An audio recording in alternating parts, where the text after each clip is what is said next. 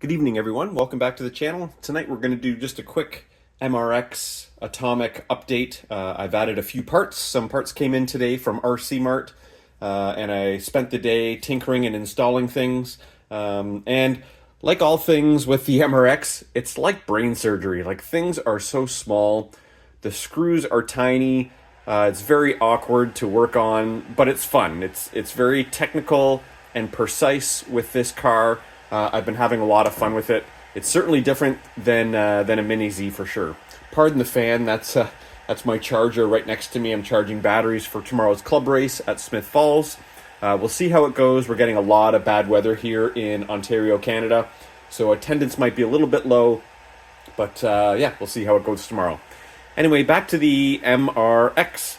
So a few things that I would like to update you guys on. First is the motor mount. So if you recall from a previous video, I showed you guys how Hobbywing motors mounted in the two-hole motor mount, and it equated to a crooked motor to the point where it was actually sticking out of the bottom. Well, kudos to Atomic.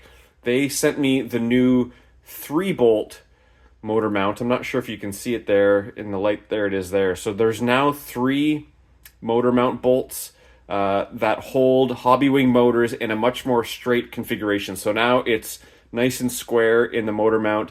They sent it to me for free. It was great. I just had to swap it out. So that's all been fixed. And then as a result, no more pinion gear rubbing on my 14 millimeter wide Marca tire. So that has also been solved. So that's good. So good segue there, because you've probably noticed I'm now running the Atomic ball diff. So that's the first modification that I've done. I prefer the ball diffs. They work well on my MR03 on the Kyosho, so I decided to go for it on the MRX. The cool thing too is it comes all in pieces, so you have to put the whole thing together by installing all the ball bearings, making sure you grease in the right places, and then get everything set up. So that was kind of fun to put together. Interesting to see how they do go together, and now it goes in. So obviously the differential is working a lot nicer than it was before with the gear diff. And again, the pinion gear has plenty of clearance from my butchered 14 millimeter Marca tire. So the second modification that I did, and it's not much of a modification, it's more of an add-on, is I added the brass weights.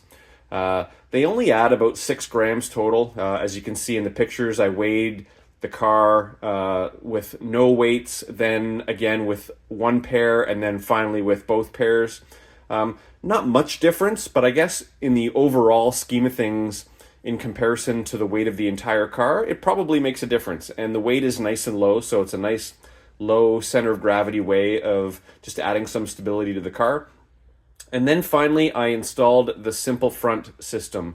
So the Simple Front system gets away from the weird A-arms with the caster plates, similar to what is seen on the Mini Z, and it goes with more of the traditional like pan car configuration that I have on my X-Ray X12 on the 12th scale pan car. So just the vertical kingpin moving through some A-arms, and the camber or camber is adjusted by adding or removing these small little shims in the upper A-arm. So that's how things are set there. So right now I've got 1 degree of camber dialed in using those shims.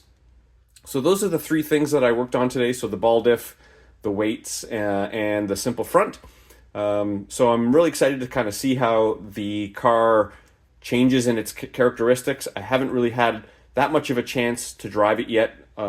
I have tested it out quickly on my RCP track in my basement, but it's just a small little L track, so I won't really have a chance to see how it actually performs until we have our next club race in a couple of weeks. So there you have it, guys. So thanks for tuning in. Those who haven't subscribed, please do, and like my like the video, and I'll keep you guys updated on how these changes affect the performance of this Atomic MRX. Thanks again for watching.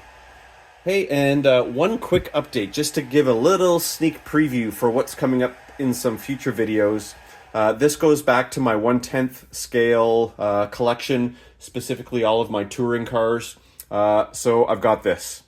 So this is the Radiomaster Express LRS module for my MT12 radio.